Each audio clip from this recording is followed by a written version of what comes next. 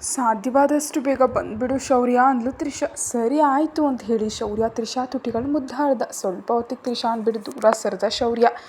ನೋಡಿ ನಾಚಿಕೆ ಪಡ್ತಾ ತಲೆ ತಗ್ಗಿಸ್ಬಿಟ್ಲು ತ್ರಿಷಾ. ನಾನು ಬಂದಮೇಲೆ ಅವಾಗ ನೀನು ಆಫೀಸ್ನಲ್ಲಿ ಜಾಯ್ನ್ ಆಗುವಂತೆ ಓಕೆನಾ ಅಂತ ಕೇಳ್ದ ಶೌರ್ಯ ತ್ರಿಷಾಳನ್ನೇ ನೋಡ್ತಾ. ಓಕೆ ಶೌರ್ಯ, ನೀವು ಹುಷಾರು, ಟೈಮ್ ಊಟ ಮಾಡಿ, ಹೆಲ್ತ್ ವಿಷಯದಲ್ಲಿ ನಿಜವಾಗ್ಲೂ ನಿರ್ಲಕ್ಷ್ಯ ಮಾಡಲೇಬೇಡಿ ಪ್ಲೀಸ್ ಶೌರ್ಯ ಅಂದ್ಲು ತ್ರಿಷಾ. ಸರಿ ಬೇಬಿ, ನಾನು ಹುಷಾರಾಗಿ ಇರ್ತೀನಿ, ನೀನು ಕೂಡ ಊಟ ಮಾಡು. ಯಾರಾದರೂ ನಿನ್ನನ್ನು ಏನಾದರೂ ಅಂದರೆ ಸುಮ್ಮನೆ ಇರಬೇಡ. ಒಂದು ನೆನಪಿಟ್ಕೋ, ನೀನು ಇವಾಗ ಮಿಸ್ ತ್ರಿಷಾದೇವಿ ಅಲ್ಲ, ಶೌರ್ಯದೇವ್. ಅದನ್ನು ನೆನಪಿನಲ್ಲಿಟ್ಕೊಂಡು ಇರು ಮಿಸ್ಸಸ್ ತ್ರಿಷಾ ಅಂದ ಶೌರ್ಯ.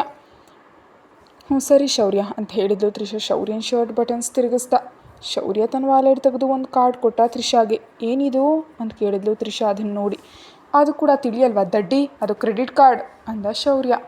ಅದು ಗೊತ್ತು, ನನಗೆ ಯಾಕೆ ಅಂತ ಕೇಳ್ತಿದ್ದೀನಿ ಅಂದ್ಲು ತ್ರಿಷಾ. ಬಳಸ್ಕೋ, ಏನಾದರೂ ಅಗತ್ಯ ಇದ್ದರೆ, ಏನಾದರೂ ಶಾಪಿಂಗ್ ಅಥವಾ ನಿನಗೇನು ಬೇಕೋ ಅದು ಅಂದ ಶೌರ್ಯ. ನನಗೇನು ಬೇಡ, ಇದು ನಿಮ್ಮ ಹತ್ರವೇ ಇಟ್ಕೊಳ್ಳಿ ಅಂತ ಮರಳಿ ಶೌರ್ಯನ ಕೈಯಲ್ಲೇ ಇಟ್ಟುಬಿಟ್ಲು ತ್ರಿಷಾ ಆ ಕಾರ್ಡನ್ನು. ಇದೇ ನೋಡು, ಇವಾಗ ನೀನು ತೆಗೆದುಕೊಳ್ದಿದ್ರೆ ಏನು ಮಾಡ್ತೀನೋ ನನಗೆ ಗೊತ್ತಿಲ್ಲ ಅಂತಂದ ಶೌರ್ಯ ಬೇಸರದಿಂದ. ಏನು ಮಾಡ್ತೀರಿ ಅಂತ ಕೇಳಿದ್ಲು ತ್ರಿಷಾ ಶೌರ್ಯನನ್ನೇ ನೋಡ್ತಾ. ಏನು ಮಾಡ್ತೀನಾ ಅಂತ ಹೇಳಿ ತ್ರಿಷಾ ಸೀರೆ ಸೆರಗನ್ನು ತೆಗೆದು ಹಾಕ್ತಾ ಶೌರ್ಯ ಏನು ಮಾಡ್ತಿದ್ಯಾ ಅಂತ ಕೇಳಿದ್ಲು ತ್ರಿಷಾ ತನ್ನ ಕೈಗಣ್ಣ ಇದೀಗ ಅಡ್ಡಲಾಗಿ ಇಟ್ಕೊಳ್ತಾ. ಏನು ಮಾಡ್ತೀನಾ, ನಾನು ಫುಲ್ ಶೋ ಇವಾಗಲೇ ಮಾಡ್ಕೊಳ್ತೀನಿ ಅಂದ ಶೌರ್ಯ ತ್ರಿಷಾಳ ಕಿವಿಯಲ್ಲಿ ಮಧುರವಾಗಿ. ಶೌರ್ಯ, ಇವಾಗ ತಾನೇ ಹೇಳಿದ್ರಲ್ವ ನೀವು ದೆಹಲಿಯಿಂದ ಬಂದ ಮೇಲೆ ಅಂತ, ಮತ್ತು ಇವಾಗ ಏನಿದು ಅಂತ ಕೇಳಿದ್ದು ತ್ರಿಷಾ ತಡಬಡಾಯಿಸ್ತಾ. ಯಾಕೋ ನಿಜವಾಗ್ಲೂ ಹೋಗೋದಕ್ಕೆ ಮನಸ್ಸಾಗ್ತಿಲ್ಲ ತ್ರಿಷಾ, ಅದಕ್ಕೆ ಹೀಗೆ ಅಂತ ಹೇಳಿ ಅವಳನ್ನ ಎತ್ಕೊಂಡು ಬೆಡ್ ಮೇಲೆ ಮಲಗಿಸಿ ಅವಳ ಮೇಲೆ ಸರಿದ ಶೌರ್ಯ. ತ್ರಿಷಾ ಗಟ್ಟಿಯಾಗಿ ಕಣ್ಣು ಮುಚ್ಕೊಂಡ್ಳು. ಯಾಕೋ ಗೊತ್ತಿಲ್ಲ, ಆದರೆ ತುಂಬ ಭಯ ಆಗ್ತಿದೆ. ಒಮ್ಮೆಲೆ ಅಕ್ಷಿತರನ್ನ ಬಲವಂತ ಮಾಡೋದಕ್ಕೆ ಬಂದ ದಿನ ನೆನಪಿಗೆ ಬಂದು ಕೋಪದಿಂದ ಭಯದಿಂದ ಶೌರ್ಯನ ಪಕ್ಕಕ್ಕೆ ತಳ್ಳಿ ನನ್ನ ಮುಟ್ಟೋದಕ್ಕೆ ನೋಡಬೇಡ ಅಂತ ಕಿರ್ಚಿದ್ಲು ಕಣ್ಣು ತೆರೀದೇನೆ. ಅದೆಲ್ಲ ನೋಡ್ತಿ ಶೌರ್ಯನಿಗೆ ಏನೂ ಅರ್ಥ ಆಗದೆ ತ್ರಿಷಾ ಅಂತ ತನ್ನ ಹತ್ರ ಬಂದು ಶೌರ್ಯನ ಕೆನ್ನೆಗೆ ಬಾರಿಸಿದ್ಲು ತ್ರಿಷಾ. ನನ್ನನ್ನು ಮುಟ್ಟೋದಕ್ಕೆ ಇನ್ಯಾವತ್ತೂ ಧೈರ್ಯ ಮಾಡಬೇಡ ಅಂತ ಗಟ್ಟಿಯಾಗಿ ಕಿರಿಸ್ತಿದ್ದಾಳೆ. ಏಯ್ ತ್ರಿಷಾ ಅಂತ ಕೋಪದಿಂದ ಅವಳೆಗನನ್ನು ಹಿಡಿದು ಕಲಕ್ತಿದ್ದಾನೆ ಶೌರ್ಯ. ಆವಾಗ ಕಣ್ಣು ತೆರೆದು ನೋಡಿದ್ಲು ತ್ರಿಷಾ ಶೌರ್ಯನನ್ನು. ಎದುರುಗಡೆ ಶೌರ್ಯ ಕೋಪದಿಂದ ನೋಡ್ತಾ ಇರೋದನ್ನು ಕಂಡು, ಅಂದರೆ ಇಷ್ಟರವರೆಗೂ ನಾನು ಕಿರ್ಚಿದ್ದು ಮತ್ತು ಹೊಡೆದದ್ದು ಶೌರ್ಯನನ್ನು ಅಂತ ಅಂದ್ಕೊಂಡ್ಲು ತ್ರಿಷಾ ಭಯದಿಂದ. ಶೌರ್ಯನ ಕೆನ್ನೆ ಕಡೆ ನೋಡಿದ್ಲು.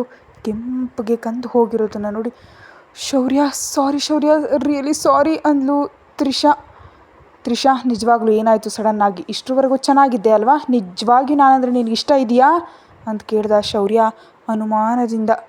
ಶೌರ್ಯನ ಬಿಗಿಯಾಗಿ ಅಪ್ಕೊಂಡು, ನಾನು ನಿಮ್ಮನ್ನು ನಿಜವಾಗಿಯೂ ಪ್ರೀತಿಸ್ತೀನಿ ಶೌರ್ಯ, ಆದರೆ ನೀವು ನನ್ನನ್ನು ಮುಡ್ತಿದ್ರೆ ನನಗೆ ಆ ದಿನ ಅಕ್ಷಿತ್ ಮಾಡೋದಕ್ಕೆ ಹೋದ ಕೆಲಸ ನೆನಪಿಗೆ ಬರ್ತಿದೆ, ಭಯ ಆಗ್ತಿದೆ ಶೌರ್ಯ ಅಂದ್ಲು ಅಳ್ತಾ.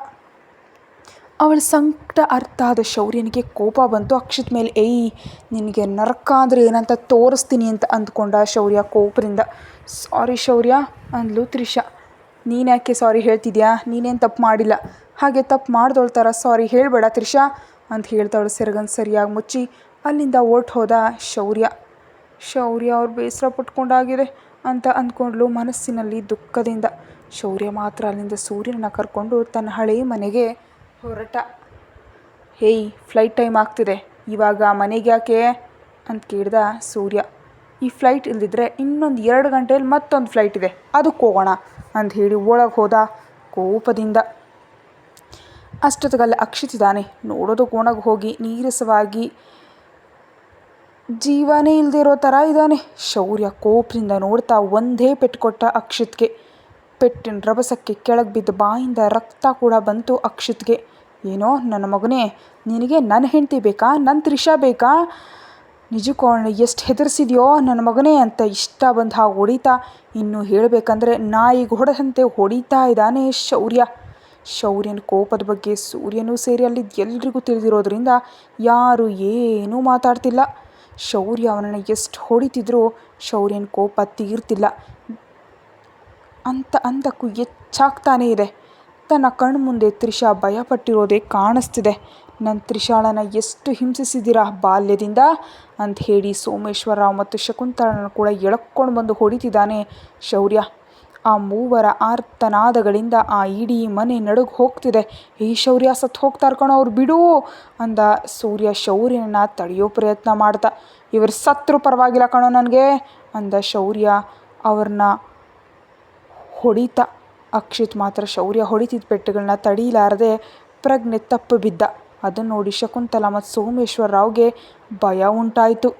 ಶೌರ್ಯನ ಅತಿ ಕಷ್ಟದ ಮೇಲೆ ಅಲ್ಲಿಂದ ಪಕ್ಕಕ್ಕೆ ಕರ್ಕೊಂಡು ಬಂದು "ಕೂಲ್ ಕೂಲ್ ಶೌರ್ಯ" ಅಂದ ಸೂರ್ಯ. "ಏನೋ ಕೂಲ್" ಅಂತ ಕಿರ್ಚ್ದ ಶೌರ್ಯ ಸೂರ್ಯನ ಮೇಲೇನೆ. "ನಮ್ಮ ಫ್ಲೈಟ್ಗೆ ಟೈಮ್ ಆಗ್ತಿದೆ ನಡಿ, ಮತ್ತು ನಾಳೆವರೆಗೂ ಇನ್ನೊಂದು ಫ್ಲೈಟ್ ಇಲ್ಲ" ಅಂತ ಹೇಳಿ ಅಲ್ಲಿಂದ ಶೌರ್ಯನ ಕರ್ಕೊಂಡು ಓಟ್ ಹೋದ ಸೂರ್ಯ. 2 ದಿನಗಳ ನಂತರ ಶೌರ್ಯ ಊರಿನಲ್ಲಿಲ್ಲದ ಈ 2 ದಿನಗಳು ಕೂಡ 2 ವರ್ಷಗಳಂತೆ ಕಳೆದವು ತ್ರಿಷಾಗೆ. ಪ್ರತಿ ಗಂಟೆಗೊಮ್ಮೆ ಶೌರ್ಯನಿಗೆ ಕಾಲ್ ಮಾಡಿ ಮಾತಾಡ್ತಾ ಇದ್ಲು ತ್ರಿಷಾ. ಶೌರ್ಯನಿಗೂ ಹಾಗೆ ಕಳೆದಿದ್ರು. ಕಂಪ್ನಿ ಕೆಲಸಕ್ಕೆ ಹೋಗದೆ ವಿಧಿನೇ ಇರಲಿಲ್ಲ, ಅವನಿಗೆ ಹೋಗಲೇಬೇಕಿತ್ತು. ಸೂರ್ಯ ಶೌರ್ಯನಿಗಿಂತ 1 ದಿನ ಮುಂಚಿತವಾಗಿಯೇ ಬಂದಿದ್ದ ಟೆಂಡರ್ ಹಾಕೋದಕ್ಕಾಗಿ. ಅದಕ್ಕೆ ಮೊತ್ತವನ್ನು ನಮೂದಿಸಿ ಸೀಲ್ ಮಾಡಿ ಸಬ್ಮಿಟ್ ಮಾಡೋದಕ್ಕೆ ತನ್ನ PA ಕೊಟ್ಟಿದ್ದ ಸೂರ್ಯ. ಅವನು ಓಕೆ ಅಂತ ಹೇಳಿ ಹೊರಗೆ ಬಂದು ಜಾಗರೂಕತೆಯಿಂದ ಸೀಲ್ ಓಪನ್ ಮಾಡಿ ಅದರಲ್ಲಿರೋ ಮೊತ್ತವನ್ನು ಯಶವಂತ್ಗೆ ತಿಳಿಸ್ದ. ಯಶವಂತ್ ಆ ಮೊತ್ತಕ್ಕಿಂತ 1 ಲಕ್ಷ ಕಡಿಮೆ ನಮೂದಿಸಿ ಟೆಂಡರ್ ಹಾಕ್ದ.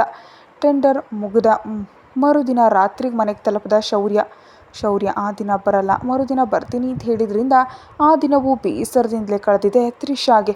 ಆದರೂ ಶೌರ್ಯ ಅವ್ರು ಇವತ್ತೇ ಬರ್ತೀನಿ ಅಂತ ಹೇಳಿದ್ರಲ್ಲ, ಮತ್ತು ಯಾಕೆ ಬರಲಿಲ್ಲ ಅಂತ ತ್ರಿಷಾ ಮನಸ್ಸಲ್ಲಿ ಅಂದ್ಕೊಂಡ್ಳು. ಹಾಗೆ ಯೋಚಿಸ್ತಾ ಯಾವಾಗಲೂ ನಿದ್ದೆಗೆ ಜಾರಿದ್ಲು. ಮಧ್ಯರಾತ್ರಿ 2 ಗಂಟೆ ಆ ಸಮಯಕ್ಕೆ ಮನೆಗೆ ತಲುಪದ ಶೌರ್ಯ. ಹೋದ ತಕ್ಷಣ ಶಾರದಾ ಅವ್ರ ಹತ್ರ ಹೋಗಿ ನೋಡ್ದ. ಅವರು ಮಲಗಿರೋದನ್ನು ಕಂಡು ಹೋಗಿ ಅವರ ಕಾಲುಗಳಿಗೆ ನಮಸ್ಕರಿಸಿ ಹೊದಿಕೆಯನ್ನು ಸರಿಯಾಗಿ ಒತ್ತಿ ಅಲ್ಲಿಂದ ಓಟ್ ಹೋದ ಶೌರ್ಯ. ತನ್ನ ರೂಮ್ ಒಳಗೆ ಬಂದು ನೋಡೋ ಅಷ್ಟರಲ್ಲೇ ಬೆಡ್ಗೆ ನೇರವಾಗಿಲ್ಲದೆ ಅಡ್ಡಾದಿಡ್ಡಿಯಾಗಿ ಮಲಗಿರೋ ತ್ರಿಷಾ ಕಾಣಿಸಿದ್ಲು. ರಾಕ್ಷಸಿ, ಬೆಡ್ ಪೂರ್ತಿ ಇವಳೆ ಆಕ್ರಮಿಸ್ಕೊಂಡ್ರೆ ನಾನೆಲ್ಲಿ ಮಲಗಬೇಕು ಅಂದ್ಕೊಳ್ತಾ ಮೆಲ್ಲಗೆ ಹೋಗಿ ತ್ರಿಷಾಳನ್ನು ಸರಿಯಾಗಿ ಮಲಗಿಸಿ ತನ್ನ ನೈಟ್ ಡ್ರೆಸ್ ತೆಗೆದುಕೊಂಡು ಫ್ರೆಶ್ ಆಗೋದಕ್ಕೆ ಹೋದ ಶೌರ್ಯ. ಒಂದು 10 ನಿಮಿಷಕ್ಕೆ ಫ್ರೆಶ್ ಆಗಿ ಬಂದ ಶೌರ್ಯ ಬೆಡ್ ಕಡೆ ನೋಡಿ ತಲೆ ಚಚ್ಕೊಂಡ. ಇವಳನ್ನು ಏನು ಅನ್ಬೇಕು, ಎಷ್ಟು ನೀಟಾಗಿ ಮಲಗಿಸಿ ಹೋಗಿದ್ದೆ, ಆದರೂ ನೋಡಿ ಹೇಗೆ ಮಾಡ್ಕೊಂಡಿದ್ದಾಳೆ ಅಂದ್ಕೊಳ್ತಾ ಸರದ್ ಕಾಣಿಸ್ತಿದ್ದ ತ್ರಿಷಾಳ ಸೊಂಟವನ್ನು ಗಟ್ಟಿಯಾಗಿ ಚಿವುಟುಬಿಟ್ಟ. ಆ ಅಂತ ಕಿರ್ಚಿ ಗಾಬರಿ ಬಿದ್ದೆದ್ದು ಬಿಟ್ಲು ತ್ರಿಷಾ. ತನ್ನ ಸೊಂಟವನ್ನು ಸವರ್ತ. ಶೌರ್ಯ ಮಾತ್ರ ತ್ರಿಷಾ ಕಾಣಿಸ್ತಂತೆ ಬೆಡ್ ಹಿಂಭಾಗಕ್ಕೆ ಹೋಗಿ ಕೂತ್ಕೊಂಡ್ಬಿಟ್ಟ. ಬೆಡ್ ಮೇಲಿಂದಲೇ ಸುತ್ತಲೂ ನೋಡಿ ತ್ರಿಷಾಗಲ್ಲಿ ಯಾರು ಕಾಣಿಸಿದಾಗ ಯಾರೂ ಇಲ್ವಲ್ಲ ಅಂದ್ಕೊಳ್ತಾ ಯಾಕೋ ತನ್ನ ಮನಸ್ಸು ಶೌರ್ಯ ಬಂದಿದ್ದಾನೆ ಅಂತ ಹೇಳ್ತಿದ್ರೆ ಆಸೆಯಿಂದ ನೋಡಿದ್ಲು ಶೌರ್ಯ ಕಾಣಿಸ್ತಾನೇನೋ ಅಂತ. ಆದರೆ ತನ್ನ ಆಸೆಯೆಲ್ಲ ಆವಿಯಾದಂತೆ ಎಲ್ಲೂ ಶೌರ್ಯ ಕಾಣಿಸ್ತಿಲ್ಲ. ಮತ್ತು ಮಲ್ಕೊಳ್ಳುವಾಗ 2 ಕೈಗಳು ತನ್ನ ಸೊಂಟವನ್ನು ಗಟ್ಟಿಯಾಗಿ ಸುತ್ತಕೊಳ್ಳಲು ಮೊದಲು ಭಯಪಟ್ಟರು. ಆ ಕೈಗಳು ಯಾರದೆಂದು ತಿಳಿಯಿತ್ಲೇ. ಶೌರ್ಯ ಅಂತ ಶೌರ್ಯನ ಕಡೆ ತಿರುಗಿ ನಗ್ತಾ ಶೌರ್ಯನ ಅಪ್ಕೊಂಡ್ಬಿಟ್ಲು ತ್ರಿಷಾ. ಶೌರ್ಯ ಕೂಡ ತ್ರಿಷಾಳನ್ನ ಇನ್ನೂ ಗಟ್ಟಿಯಾಗಿ ಅಪ್ಕೊಂಡ. "ಮಿಸ್ ಯು ಶೌರ್ಯ" ಅಂದ್ಲು ತ್ರಿಷಾ. "ಅಬ್ಬೋ, ಎಷ್ಟು ಮಿಸ್ ಮಾಡ್ಕೊಂಡ್ರಿ ಮೇಡಮ್" ಅಂತ ತಮಾಷೆ ಕೇಳ್ದ ಶೌರ್ಯ. "ನಿಮಗೆ ಬರೀ ತಮಾಷೆ ಮಾತೆ" ಅಂತ ಶೌರ್ಯನ ಎದೆ ಮೇಲೆ ಗುದ್ದುತ್ತಿದ್ದಾಳೆ ತ್ರಿಷಾ. "ಓಯ್, 1 ಪೆಟ್ಟಿಗೆ 1 ಮುತ್ತು" ಅಂದ ಶೌರ್ಯ. ಶೌರ್ಯನ ಹೊಡೆದು ನಿಲ್ಲಿಸಿ ಓರೆಗಣ್ಣಿನಿಂದ ಶೌರ್ಯನನ್ನೇ ನೋಡ್ತಾ "ಇದು ಅನ್ಯಾಯ, ನಂಗೆ ಮುಂಚೆ ಹೇಳಿಲ್ಲ ನೀವು" ಅಂದ್ಲು ತ್ರಿಷಾ. "ಆಹಾ, ಹೌದಾ? ಆದರೂ ನನಗದೆಲ್ಲ ಗೊತ್ತಿಲ್ಲ. ಸೊ ಇಲ್ಲಿವರೆಗೂ 19 ಪೆಟ್ಟುಗಳು, ಇವಾಗ ನೀನು ನನಗೆ ಕೊಟ್ಟರೆ 19 ಮುತ್ತುಗಳು, ಇಲ್ದಿದ್ರೆ 19 × 2 ಅಂದರೆ ಒಟ್ಟು 38 ಮುತ್ತು" ಅಂದ ಶೌರ್ಯ ತ್ರಿಷಾನ ನೋಡಿ ನಗು ತಡೀತ. ಶೌರ್ಯ ಹಿಡಿದ ಕಣ್ಣು ದೊಡ್ಡದು ಮಾಡಿ ನೋಡ್ತಿದ್ದಾಳೆ ತ್ರಿಷಾ ಶೌರ್ಯನ ಕಡೆ. ಏನೂ ಎಮ್ಮಂತೆ ನೋಡಿದ ಶೌರ್ಯ ತ್ರಿಷಾ ಕಡೆ. "ನಾನು ಮುತ್ತು ಕೊಡಲ್ಲ" ಅಂದ್ಲು ತ್ರಿಷಾ. "ನನಗೂ ಅದೇ ಬೇಕು, ನೀನು ಕೊಟ್ಟರೆ 19 ಮುತ್ತು, ಅದೇ ನಾನಾದರೆ 38. ಏಯ್ ಶೌರ್ಯ, ಇವತ್ತು ನಿನಗೆಲ್ಲೋ ಅದೃಷ್ಟ ಕುಲಾಯಿಸಿದೆ ಕಣೋ ಅಂತ ಅಂದ್ಕೊಂಡ ಶೌರ್ಯ. ಶೌರ್ಯನ ಮಾತಿಗೆ ನಾಚಿಕೆ ಬರ್ತಿದ್ರೆ ತನ್ನ ಕೈಗಳ ಬಾಯಿಗೆ ಅಡ್ಡಲಾಗಿಟ್ಕೊಂಡು ಶೌರ್ಯನ ಕಡೆ ನೋಡ್ತಿದ್ದಾಳೆ, ತಲೆ ಅಡ್ಡಲಾಗಿ ತೂಗ್ತಾ. ತುಂಟತನದಿಂದ ತ್ರಿಷಾ ಕಡೆ ನೋಡ್ತಾ ಕಣ್ಣು ಹೊಡೆದ ಶೌರ್ಯ. ಶೌರ್ಯ ಅಂತ ನಾಚಿಕೆ ಪಡ್ತಾ ಶೌರ್ಯನ ಎದೆಯಲ್ಲಿ ಮುಖವನ್ನು ಮುಚ್ಕೊಂಡ್ಬಿಟ್ಲು ತ್ರಿಷಾ. "ಸರಿ, ಹಾಗಿದ್ರೆ ನನ್ನ ಮುತ್ತುಗಳನ್ನ ನಾನು ತಗೊಳ್ಳಾ" ಅಂತ ಕೇಳಿದ ಶೌರ್ಯ. ಶೌರ್ಯನ ಕಡೆ ನೋಡ್ತಾ ಕಣ್ರೆಪ್ಪೆಗಳನ್ನ ಬಾಗಿಸಿದ್ಲು ತ್ರಿಷಾ. "ಯಾಕೆ ಹೀಗೆ ನಾಚಿಕೆ ಪಟ್ಟೆ?"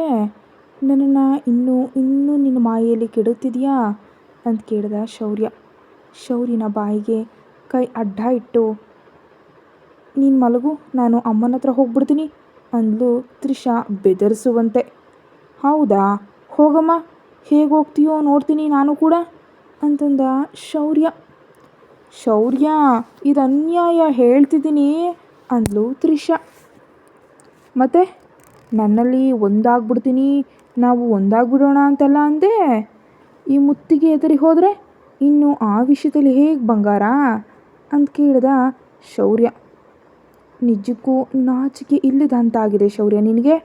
ಯಾರಾದರೂ ಕೇಳಿದ್ರೆ ಏನು ಅಂದ್ಕೊಳ್ತಾರೆ ಅಮ್ಮೋ ಅಂತಂದ್ಲು ನಾಟಕೀಯವಾಗಿ. ಹೆಲೋ ಮೇಡಮ್, ಎಲ್ಲರೂ ಈ ಟೈಮ್ನಲ್ಲಿ ಅವರ ಹೆಂಡತಿಯರ ಜೊತೆ ಬ್ಯುಸಿ ಇರ್ತಾರೆ. ಯಾರು ಕೂಡ ನಮ್ಮ ಮಾತುಗಳು ಕೇಳೋದಕ್ಕೆ ಬರಲ್ಲ, ಅರ್ಥ ಆಯ್ತಾ? ಮಲಗು ಅಂತ ಹೇಳಿ ಅವಳನ್ನ ತನ್ನ ಎದೆ ಮೇಲೆ ಅಡ್ಜಸ್ಟ್ ಮಾಡಿಕೊಂಡ ಶೌರ್ಯ. ಶೌರ್ಯನ ಎದೆ ಬಡಿತ ಕೇಳ್ತಾ ಹಾಯಾಗಿ ಹಾಗೆ ಮಲ್ಕೊಂಡ್ಳು ತ್ರಿಷಾ. ಶೌರ್ಯ ತ್ರಿಷಾಳನ್ನ ತಲೆ ಸವರ್ತಾ ಹಾಗೆ ಆತ ಕೂಡ ನಿದ್ದೆಗೆ ಜಾರ್ದ. ಕಣ್ಣು ಮೈ ಮರೆತು ಕುಡಿತಾ ಇದ್ದಾಳೆ ನಿಶಾ. ಆದರೂ ಆ ತ್ರಿಷಾನಲ್ಲಿ ಏನಿದೆ, ನನ್ನಲ್ಲಿ ಏನಿಲ್ಲ ಅಂಥದ್ದು? ಭಾವ ಅವಳ ಸುತ್ತಲೂ ತಿರುಗ್ತಾ ಇದ್ದಾನೆ, ಅವಳ ಹೆಸರನ್ನೇ ಜಪ ಮಾಡ್ತಿದ್ದಾನೆ, ಅವಳ ಹೆಸರನ್ನೇ ಜಪಿಸ್ತಿದ್ದಾನೆ ಅಂತ ಪೆಗ್ ಮೇಲೆ ಪೆಗ್ಗನ್ನು ಎಳಿತಿದ್ದಾಳೆ ನಿಶಾ. ಹೇಯ್ ನಿಶಾ, ಹೇಗಿದೆಯಾ ಅಂತ ಕೇಳಿದ್ಲು. ಅಷ್ಟರಲ್ಲೇ ಅಲ್ಲಿಗೆ ಬಂದಂತಹ ರೀಟಾ. ಹಾಯ್ ರೀಟಾ, ನಾನು ನಿಜವಾಗ್ಲೂ ಚೆನ್ನಾಗಿಲ್ಲ, ನೀನು ಹೇಗಿದೆಯಾ ಹೇಳು ಅಂತ ಕೇಳಿದ್ಲು ನಿಶಾ ಮತ್ತಿನಲ್ಲೇ. ಏನಾಯ್ತೇ? ಆದರೂ ನಿನ್ನ ಅತ್ತೆ ಮಗ ಯಾರೋ ಇದಾರಲ್ಲ, ಅವನನ್ನೇ ಮದುವೆ ಆಗಿ ಸೆಟಲ್ ಆಗ್ತೀನಿ ಎಂದೆ, ಏನಾಯಿತು ಅಂತ ಕೇಳಿದ್ಲು ರೀಟಾ ಪೆಗ್ಗನ್ನು ಕುಡೀತಾ. ನಿಶಾ ನಡೆದದ್ದೆಲ್ಲ ಹೇಳಿದ್ಲು ರೀಟಾಗೆ. ಏಯ್ ಯಾರೇ ನಿಮ್ಮ ಭಾವ, ಒಂದು ಸಾರಿ ನನಗೆ ಫೋಟೋ ಇದ್ದರೆ ತೋರಿಸು ಅಂತ ಕೇಳಿದ್ಲು ರೀಟಾ. ನಿಶಾ ತನ್ನ ಮೊಬೈಲಿದ್ದ ಶೌರ್ಯನ ಫೋಟೋ ತೋರಿಸಿದ್ಲು. ಶೌರ್ಯನ ಫೋಟೋ ನೋಡಿ ಶಾಕ್ ಆಗಿ, ನಿನ್ನ ಭಾವನ, ಇವನನ್ನ ಮದುವೆ ಆಗಿದೆಯಾ ಅಂತ ಅಂದ್ಕೊ, ನಿನ್ನ ಮನೆ ಹಾಳಾಗ್ಬಿಡುತ್ತೆ ಅಂದ್ಲು ರೀಟಾ. ಏನು ಮಾತಾಡ್ತಿದ್ಯಾ ಅಂತ ಕೇಳಿದ್ಲು ನಿಶಾ. ನಿನಗೆ ತಿಳಿಯಲ್ವಾ, ನಿನ್ನ ಭಾವನಿಗೆ ಒನ್ ನೈಟ್ ಸ್ಟ್ಯಾಂಡ್ ಹುಡುಗಿಯರು ಬೇಕು. ಒಂದು ಸಾರಿ ಏನಾದರೂ ಅವನನ್ನು ನೋಡಿ ಟೆಂಪ್ಟ್ ಆಗಿ ನಾವು ಹೋದ್ವು ಅಂದ್ಕೋ, 1 ತಿಂಗಳು ನೀನು ಹತ್ತಿರ ಆಗೋದನ್ನೋ ಪದಕ್ಕೆ ದೂರವಾಗಿರಬೇಕು. ಅಲ್ಲಲ್ಲ, ಇರುವಂತ ಮಾಡ್ತಾನೆ, ಎಷ್ಟು ವೈಲ್ಡಾಗಿ ಬಿಹೇವ್ ಮಾಡ್ತಾನೆ ಗೊತ್ತಾ ಅಂತ ಕೇಳಿದ್ಲು ರೀಟಾ ಶೌರ್ಯನ ಜೊತೆಗಿನ ತನ್ನ ಅನುಭವವನ್ನು ನೆನಪಿಸ್ಕೊಳ್ತಾ. ಅದೆಲ್ಲ ಕೇಳಿದಂಥ ನಿಶಾಳ ಮುಖದಲ್ಲಿ ಮಾತ್ರ ಒಂದು ಕುಟಿಲ ನಗು ಮೂಡ್ತು. ಮರುದಿನ ಬೆಳಗ್ಗೆನೇ ನಿದ್ದೆಯಿಂದ ಎದ್ದ ತ್ರಿಷಾ ಶೌರ್ಯನನ್ನೇ ನೋಡ್ತಾ, ದಿನದಿಂದ ದಿನಕ್ಕೆ ಇಷ್ಟೊಂದು ಇಷ್ಟ ಆಗ್ತಿದೆಯಾ, ಯಾಕೆ ಶೌರ್ಯ ಅಂತ ಅಂದ್ಕೊಂಡು ಶೌರ್ಯನ ಹಣೆ ಮೇಲೆ ಮುತ್ತಿಟ್ಲು ತ್ರಿಷಾ. ನಂತರ ಅವಳೆದ್ದು ಫ್ರೆಶ್ ಆಗಿ ಕೆಳಗೆ ಹೋದ್ಲು. ಅಷ್ಟರಲ್ಲೇ ರಂಗಿ ಪೂಜೆಗೆಲ್ಲವನ್ನ ರೆಡಿ ಮಾಡಿಟ್ಟಿದ್ರಿಂದ ಹೋಗಿ ಪೂಜೆ ಮಾಡಿಕೊಂಡು ಕಾಫಿ ಪ್ರಿಪೇರ್ ಮಾಡಿ ಶಾರದಾ ಅವ್ರ ಹತ್ರ ಹೋದ್ಲು. ಶೌರ್ಯ ಬಂದ ತಾಯಿ ಅಂತ ಕೇಳಿದ್ರು. ಶಾರದಾ ಅವರು ಕಪ್ಪನ್ನು ತೆಗೆದುಕೊಳ್ತಾ, ಹಾಂ ನಿನ್ನೆ ಮಧ್ಯರಾತ್ರಿ ಬಂದರು ಅಂತ ಹೇಳಿದ್ಲು ತ್ರಿಷಾ.